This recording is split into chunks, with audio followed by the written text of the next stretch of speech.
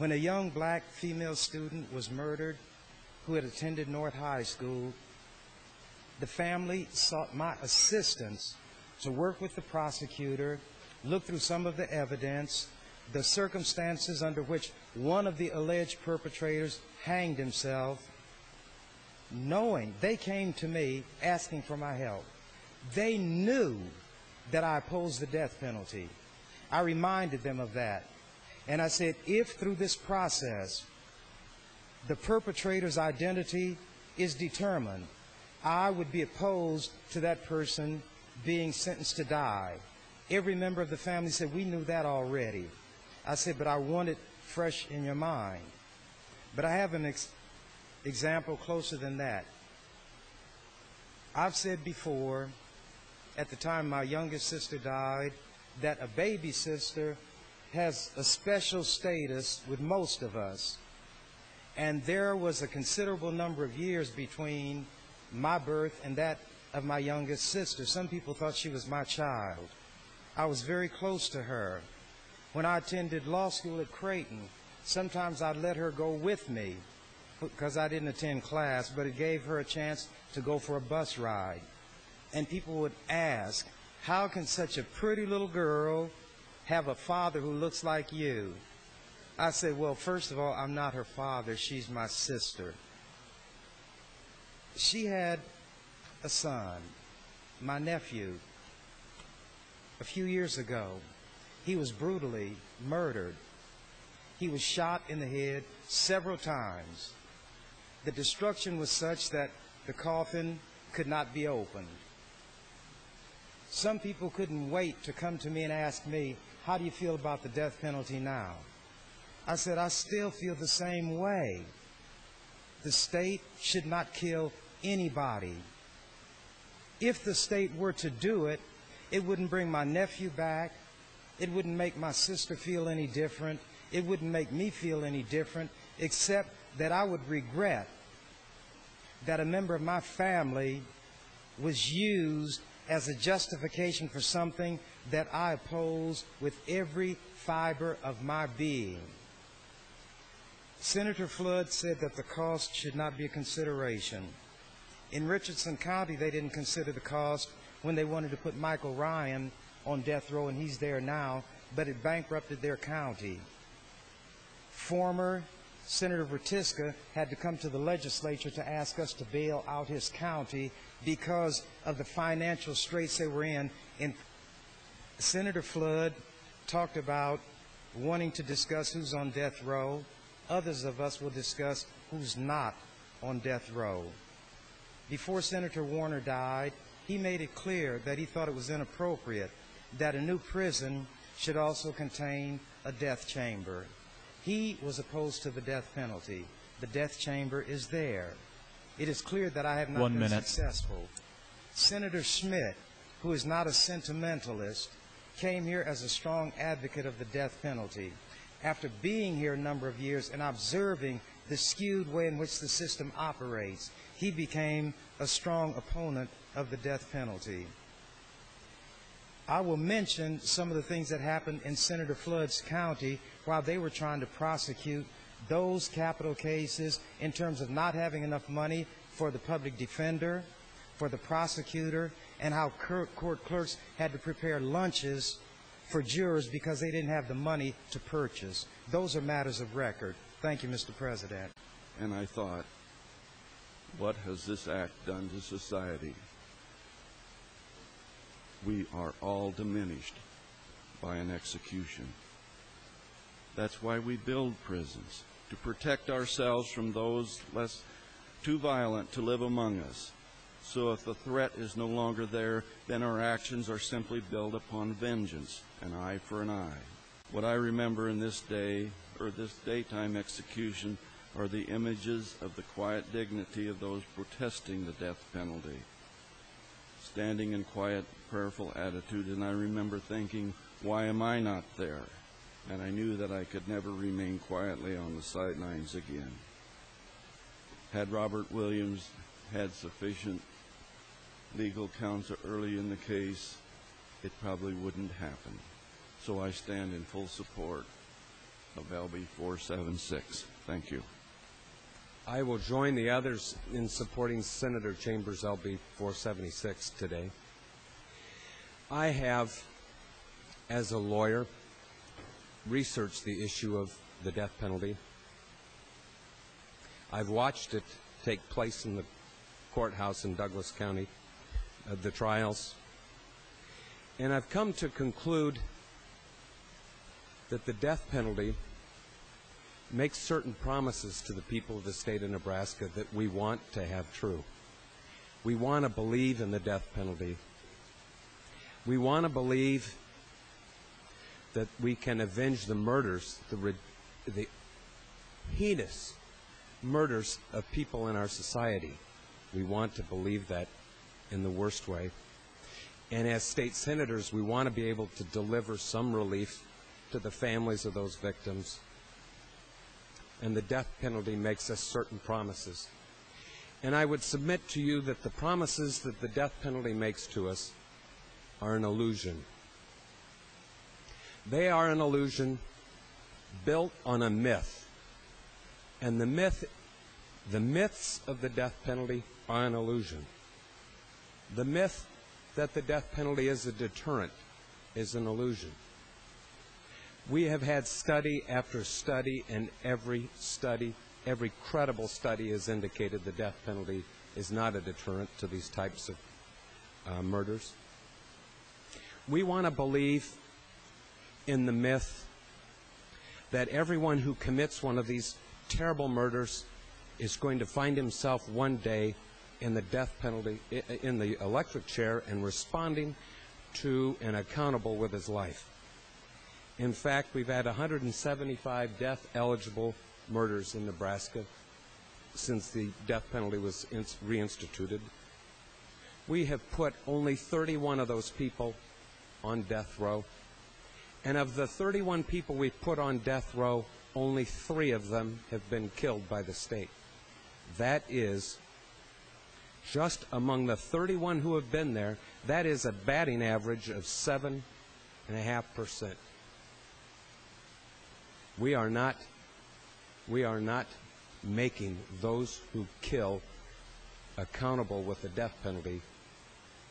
We are making those who don't escape the process responsible, and that's 7%. We want to believe in the myth that we're saving money by putting these people in the electric chair. The fact is that we're not. It costs, and we have seen studies, there are studies, and I'll talk about them later, in Kansas and in North Carolina that show that it costs in 1992 $2 million more to execute somebody. It is a myth to believe that the electric chair is going to save us money. We want to believe, and it is a myth, that we are not going to kill innocent people. Since 1973, 123 people in this country have been exonerated and freed from death row. We want to believe that if we vote down LB 476, that the death penalty will be with us. I can tell you, if you read the cases, you can see the erosion of the death penalty in the United States Supreme Court. 1 minute. It is only a matter of time before this institution is taken from us by U.S. Supreme Court decision. And more than anything, we want to believe that we are doing something for the victims of these terrible murders, and we're not. We do them no favor when we tell them after someone has been sentenced to death that we have avenged the murder of their loved one, when in fact that only means they will have to endure 20 years of appeals, 20 years where we trot out the person that did this crime, 20 years where we have to pick at the wounds while they watch somebody that should be doing life in prison have another hearing. 20 years of appeals, only to have 7% of those actually materialize into death in the electric chair. So for 90% of these families, Thank you. I rise in opposition to the bracket motion, respecting that the Speaker has put it there for discussion purposes. I think we would have the discussion purposes either way with Senator Chambers' bill. And this is the first time in the 15 years that I've been here that this measure has been before us on the floor. It is one of the most important issues that we as state policymakers will make a decision on. And therefore, I support the discussion. I'm looking forward to the discussion. And for those people that are only viewing us and not here present, I would submit to you that this is extremely serious to all of us. There is virtually no senator that's missing. Everyone has been here, has been attentive, and is paying close attention. And I think the citizens of this state deserve that. And I want them to know that they're getting that kind of attentiveness and taking of this issue extremely seriously, deadly seriously. Prevention is important. Another thing is protection. We do need to protect society. Is society best protected by a death penalty? Or, as Senator Ashford says, are we allowing a lot of people to not be charged with the death penalty and to end up back on the streets because of it?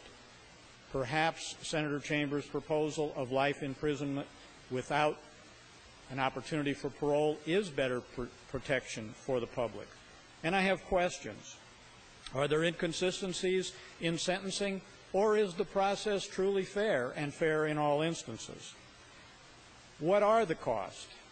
And the Speaker says costs are irrelevant. Well, I hear from constituents all the time saying that taxes are too high and we need to cut costs. They're saying maybe costs are a factor. What are the true costs? Is the death penalty truly a deterrent? I wonder if somebody who's about to commit murder sits down and logically determines what their sentence is going to be before we're making that decision. Thank you. I think it's important to get it out on the table to talk about what the purpose of our criminal law is in this country. And I want to call your attention to the opinion in 1976, Gregg versus the state of Georgia, and specifically the concurring opinion with Justices Stewart, Powell, and Stevens. And they write, the death penalty is said to serve two principal social purposes: retribution and deterrence of capital crimes by prospective offenders. The word retribution has been used on the floor.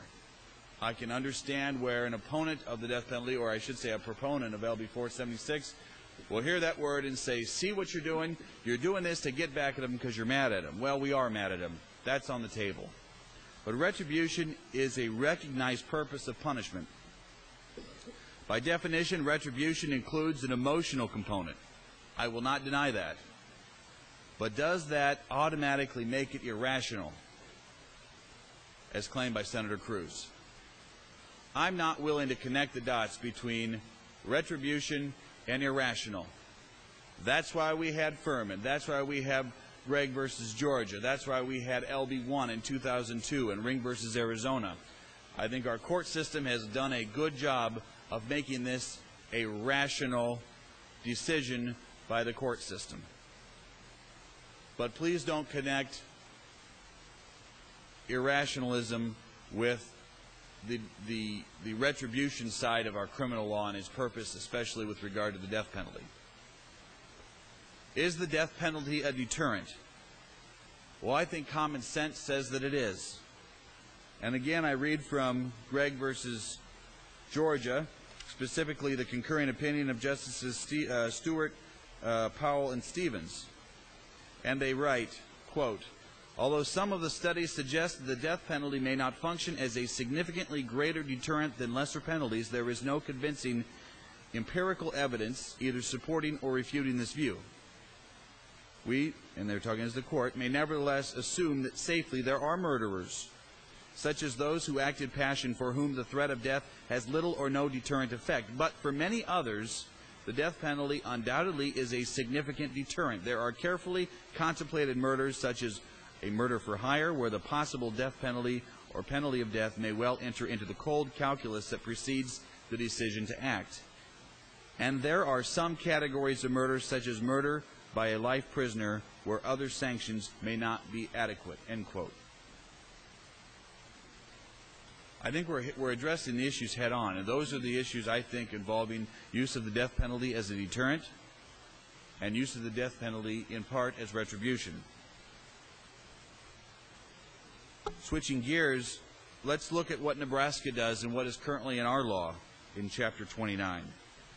In capital cases, the prosecutor has to give notice of aggravators in the information or the pleading. The state can, of course, amend its notice of aggravation at any time up to and including the 30th day prior to trial. And I'm going to talk later this morning or tomorrow about how that has limited the ability of prosecutors to introduce evidence that I think is relevant in cases that we've seen in Madison County. But the prosecutor must endorse witnesses 30 days prior to trial. Trial is held. Let's say the defendant is found guilty or pleads guilty to first-degree murder. The next step is an aggravation hearing. And it will be conducted by the jury that found the defendant guilty, or a specially convened jury if the defendant pled or there was a bench trial.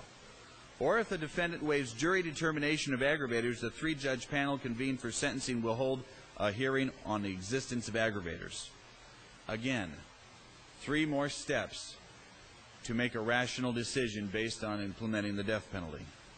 At those hearings, the state has to approve the alleged aggravators beyond a reasonable doubt. The burden is on the state to prove that this murder was so heinous that it rises to a level different than other capital murder cases.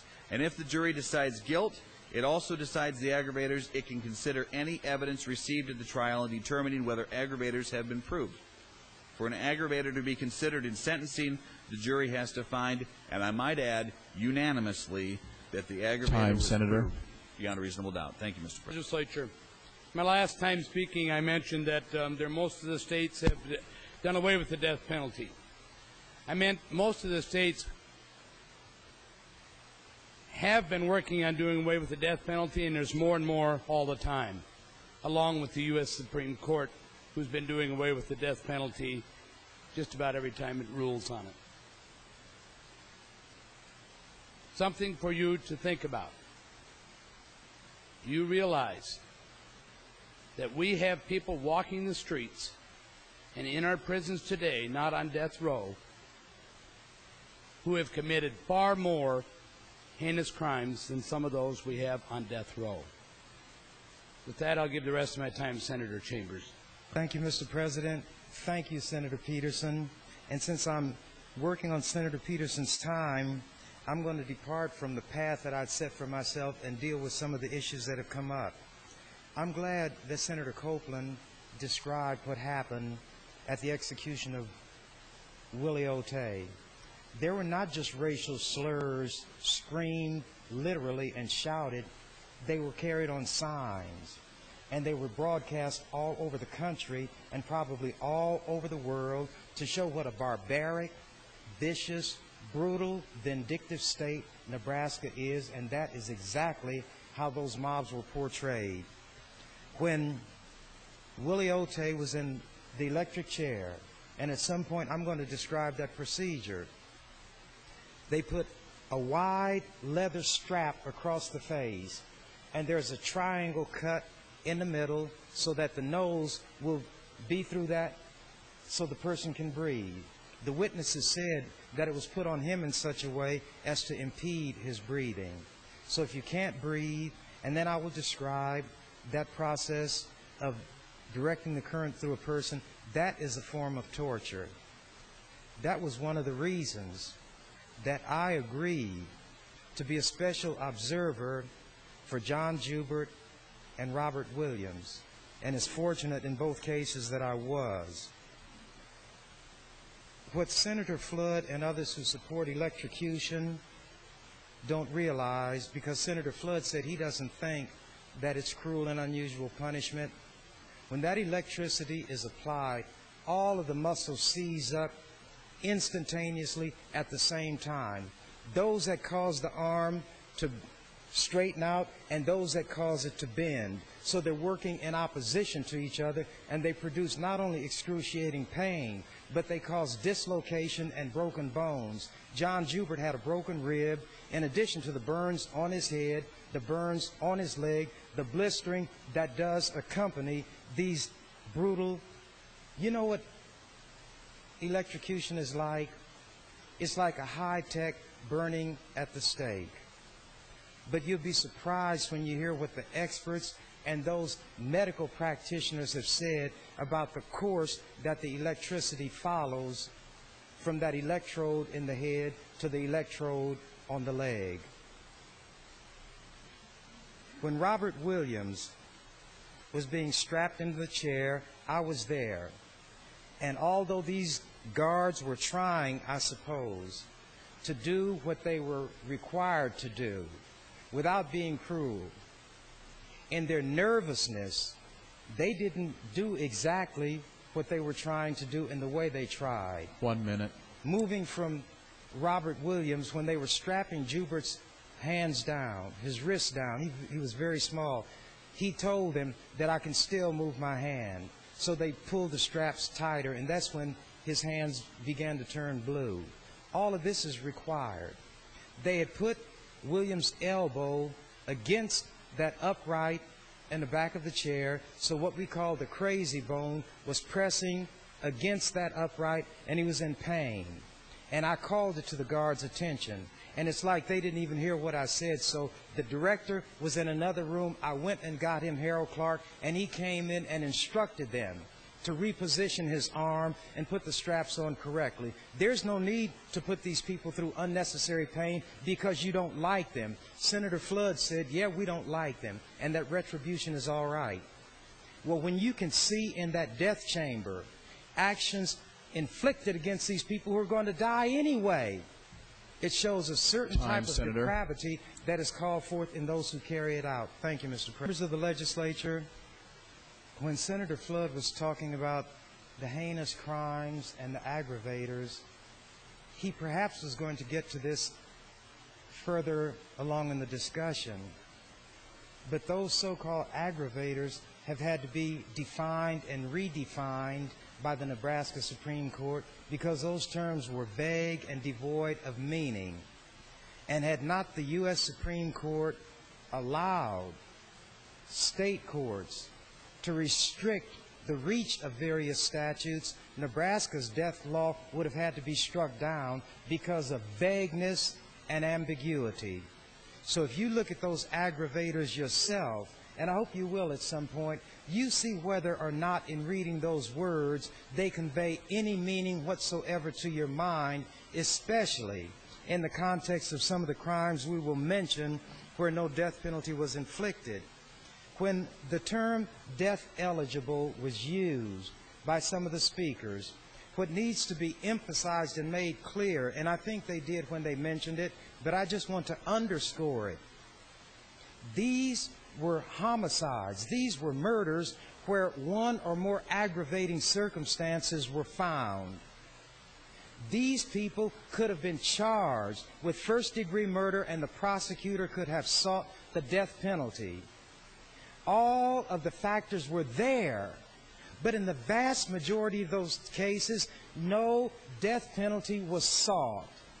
So what kind of penalty is it when the vast majority of people eligible for it don't face it?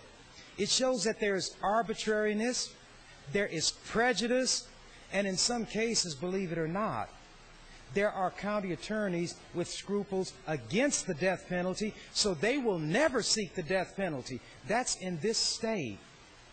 How are you going to have a penalty which is the most severe that can be inflicted by the state, but it's not imposed uniformly across the state? You all know that taxation has to be uniform across the state, but the taking of life does not have to be. Although when jurors are being seated in cases where the death penalty may be sought,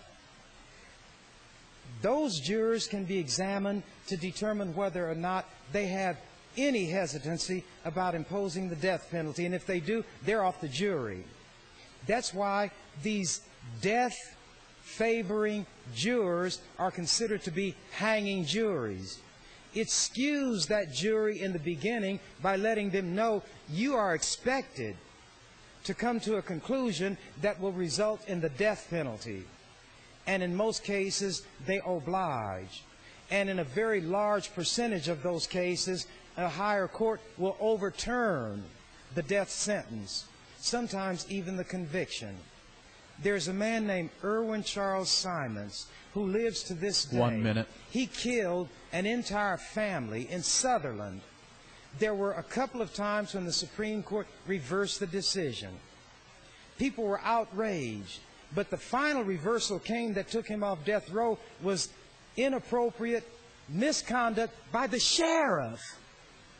So Erwin Charles Simons was put in a mental institution, and he lives today, and he hasn't harmed a soul, which indicates that no matter the nature of the murder or the victims, it is possible for this society to avoid killing somebody itself while making sure that the perpetrator is not in a position to kill anybody else. Thank you, Mr. President. Body. I rise to support the retention of the death penalty and oppose to LB 476. My reason for supporting it, the death penalty, is not because we're going to save any money. I don't know whether we'll save any money or not. We want to weigh. One thing with regard to DNA, I think it cuts both ways. I think it is much less likely that we will have somebody sitting on death row because of DNA today. So DNA can prove the person's either his innocence or his guilt. Thank you. I want to talk about cruel and unusual punishment, the Eighth Amendment of the United States Constitution and the same amendment in the Nebraska State Constitution. I think it's important to note that our Nebraska Supreme Court has ruled that with respect to the prohibition against cruel and unusual punishment, the Nebraska Constitution does not require more than the U.S. Constitution and the Eighth Amendment. All the precedent is that electrocution as a means of execution is not cruel and unusual punishment. Point your attention to a case out of the Eighth Circuit, Williams versus Hopkins. Electrocution has never been found to be cruel and unusual punishment by any American court. That was a 1997 case. I want to reference a 2001 Georgia case where the argument was made, and this case in Georgia did find electrocution to be cruel and unusual, but it based the decision on the state constitution and not the federal constitution. And as I said a moment ago, our Supreme Court has said that our Eighth Amendment in the Nebraska Constitution does not require more than the federal Eighth Amendment. In no less than 13 cases, the Nebraska Supreme Court has found that electrocution does not violate the Eighth Amendment of the United States Constitution. What does cruel and unusual mean? And I think this is important. I think this is the duty of every member of the legislature to get into the middle of this discussion about cruel and unusual and apply those words to the best of your ability to the method of execution currently in our statutes in Nebraska.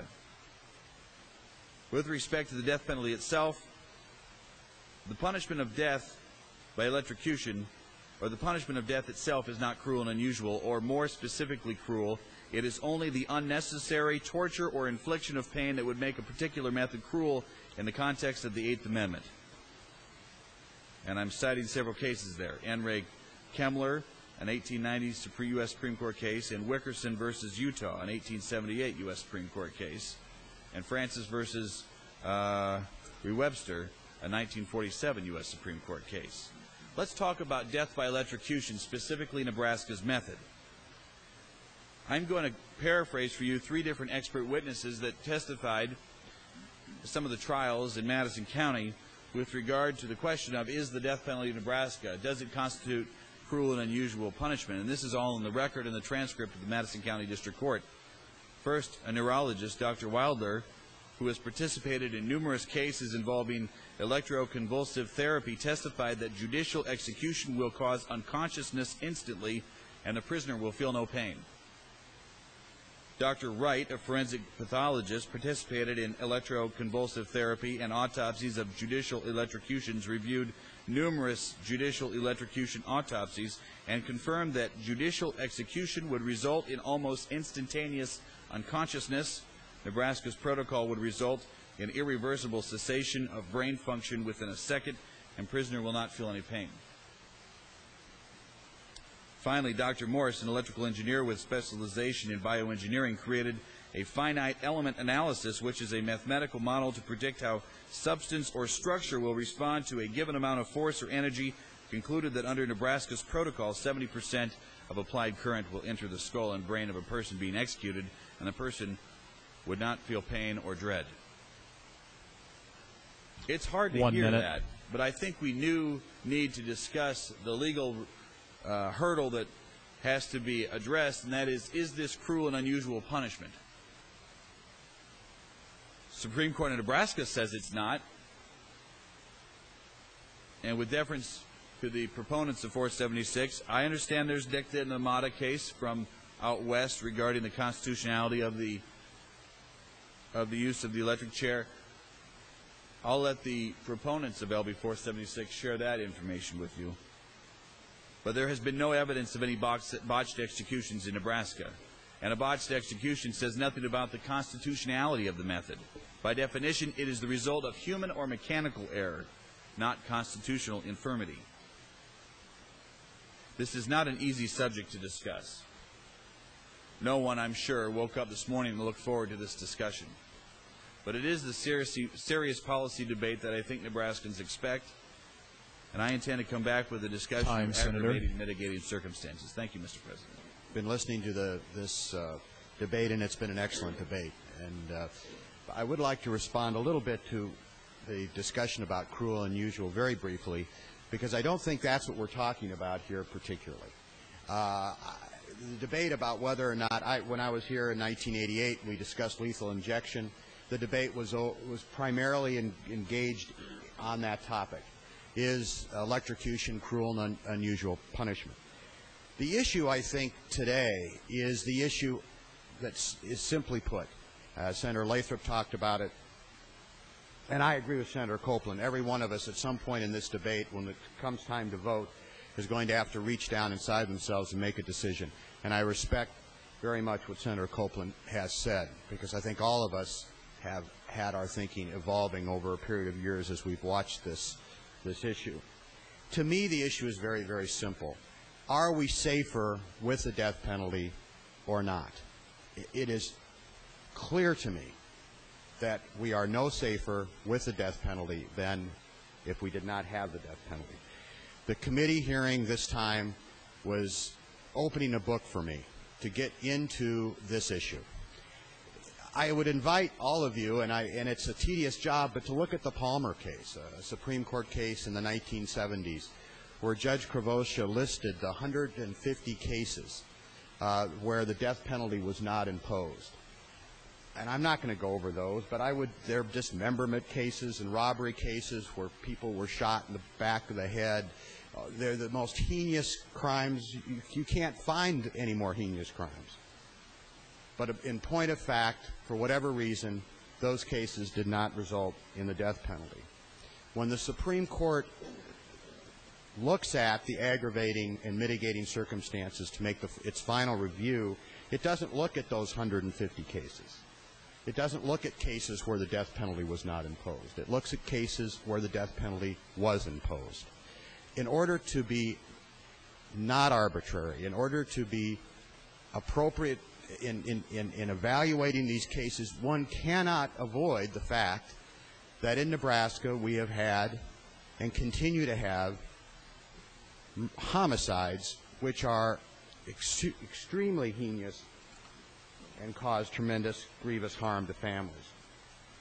I can't find any evidence, certainly in the hearing, and the hearing was an extremely important hearing to me, that would suggest that the death penalty is going to make us any safer. One last point, and and I don't want, and Senator Copeland, I apologize for getting into studies, and that really, to some extent, is not the point.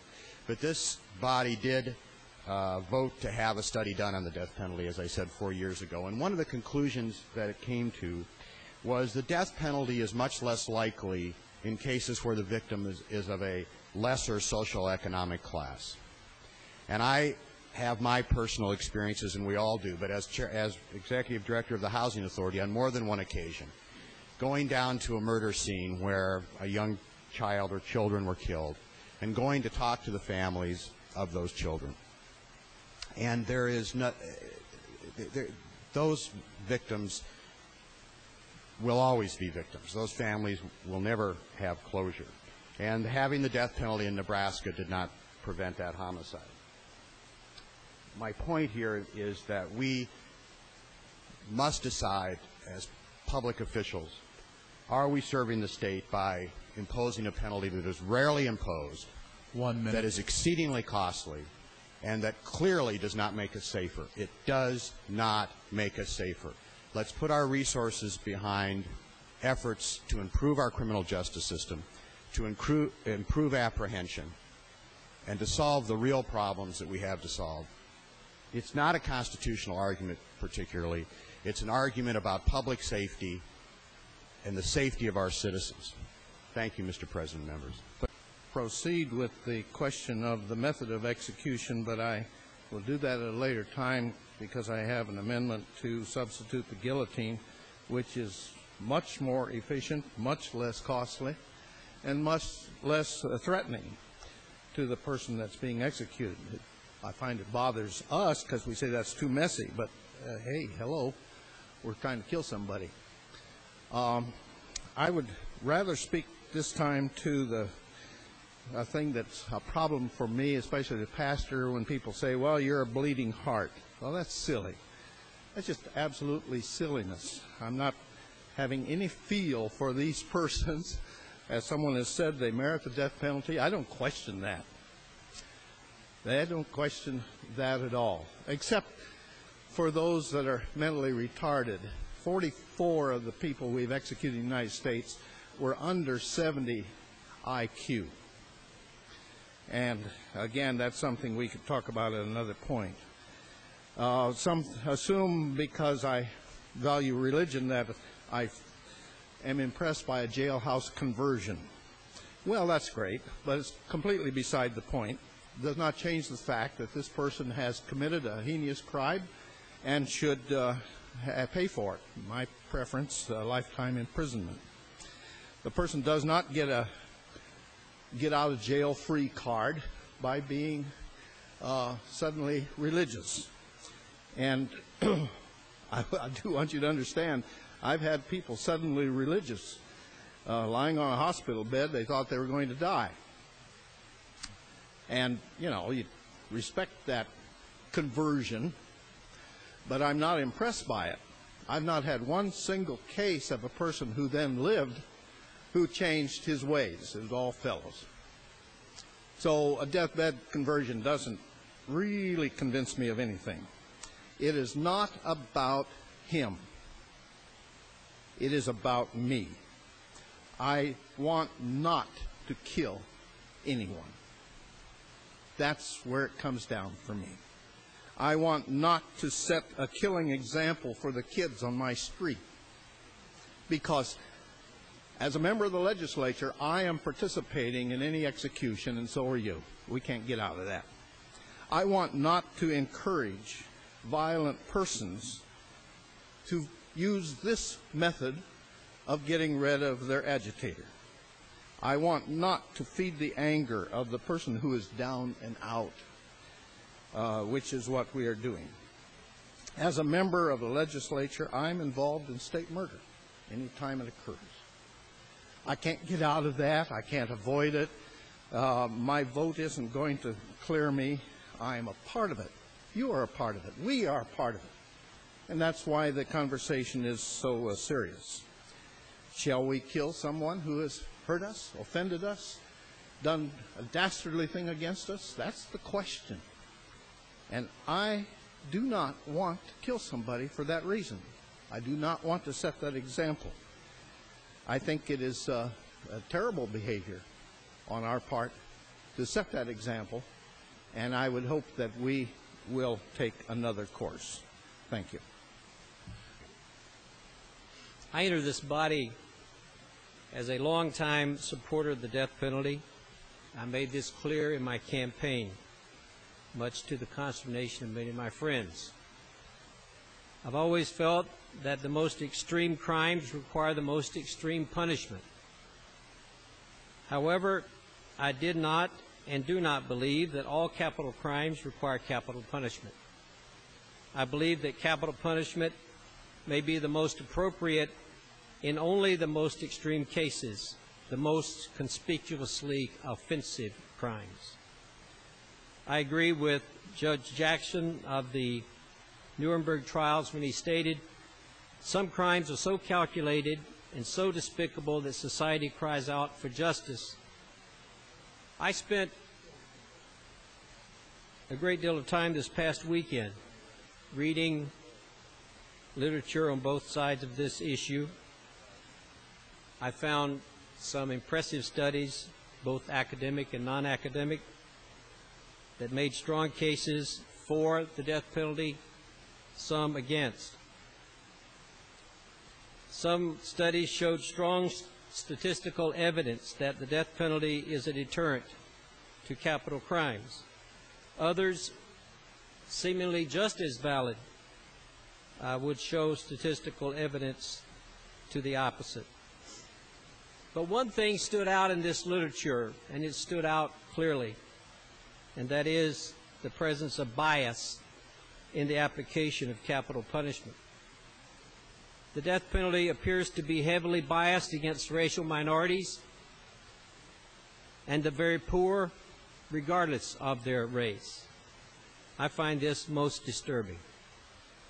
A person's probability of receiving a death sentence should not be affected by the color of his skin, nor the color of the skin of his victim.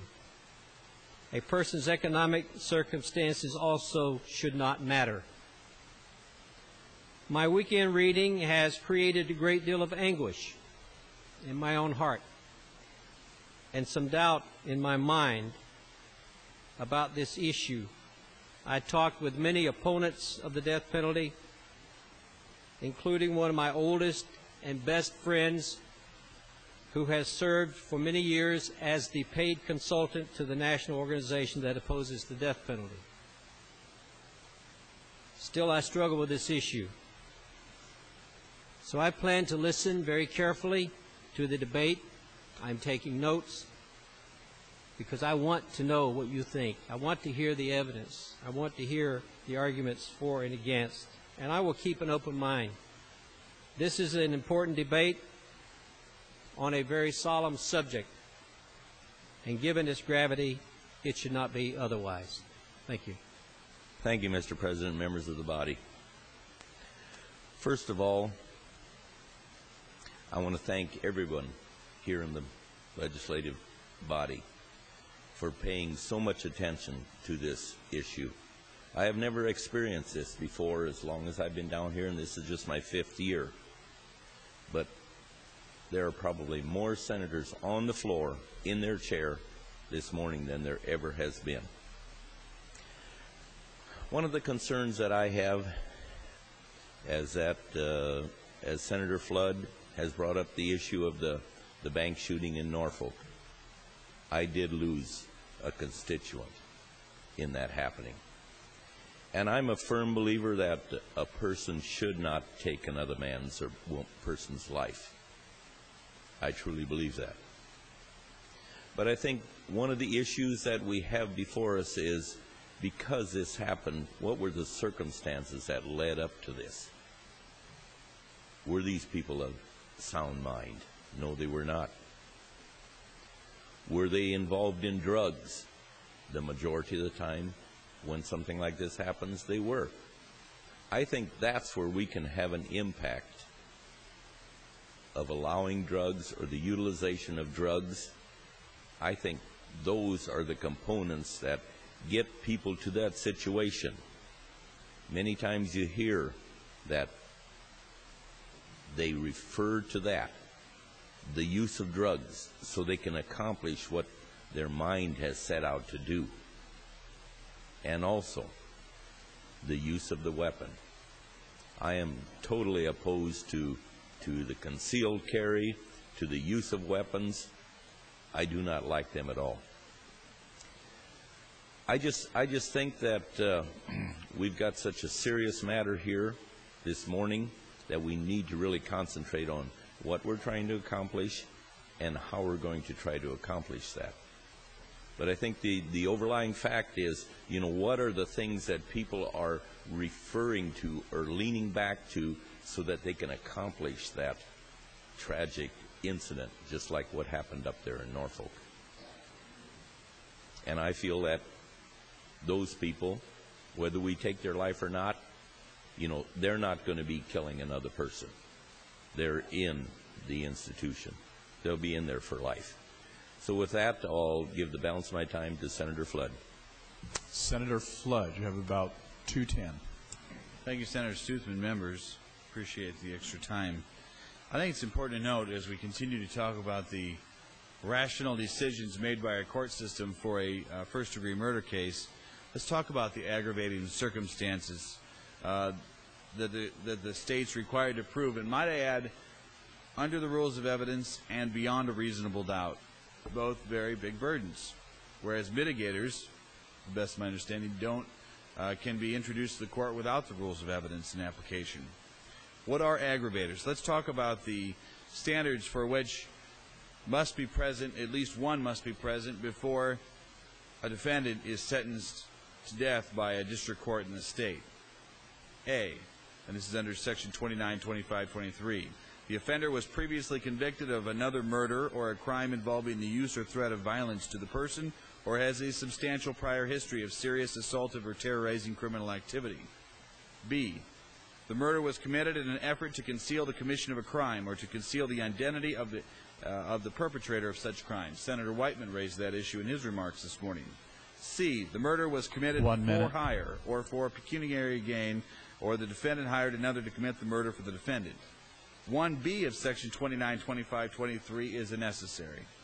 The murder was especially heinous, atrocious, cruel, or manifested exceptional depravity by ordinary standards of morality and intelligence. Think about that. That's a high burden. We're saying that what you've done is so bad and so despised and so cruel that you deserve the state's ultimate sanction. 1D of Section 2523, at the time the murder was committed, the offender also committed another murder. 1F, the offender knowingly created a great risk of death to at least several persons.